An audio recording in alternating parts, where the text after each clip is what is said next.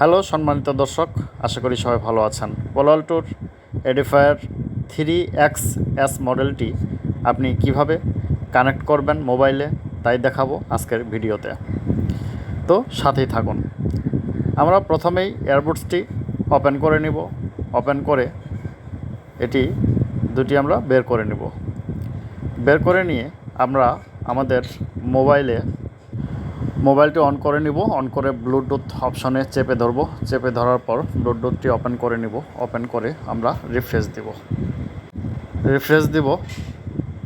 Refresh দেওয়ার পর আমরা মোর অপশনে চাপ দিব। মোর অপশনে চাপ দেওয়ার পর এখানে দেখতে পাচ্ছেন কয়েকটি ডিভাইসের নাম শো করছে এখানে ওয়াইফাইয়ে।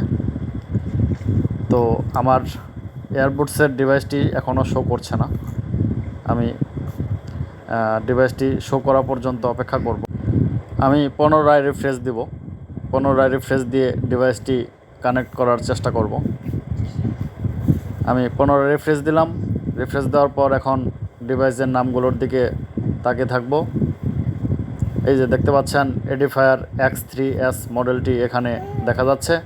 এখানে আমি ক্লিক করে দেব। ক্লিক করার পর পেয়ারিং হচ্ছে। এখানে একটি পপ আপ অপশন দেখতে পাচ্ছেন, allow access to contract and call log. এটা আমি অ্যালাউ করে দেব। অ্যালাউ করে পেয়ারে ক্লিক করে দেব। ক্লিক করার পর দেখতে পাচ্ছেন যে কানেক্টিং হচ্ছে। এখানে নিচে দেখতে পাচ্ছেন ব্যাটারি চার্জ 100%। এখানে অলরেডি ডিভাইসটি কানেক্ট হয়ে গেছে। বন্ধুরা, এই ছিল আজকের ভিডিওটি ভালো লাগলে লাইক কমেন্ট শেয়ার করতে ভুলবেন না। পরবর্তী ভিডিওর নোটিফিকেশন পেতে সাবস্ক্রাইব করে পাশে থাকা বেল আইকনটি অন করতে ভুলবেন না। ধন্যবাদ। আসসালামু আলাইকুম।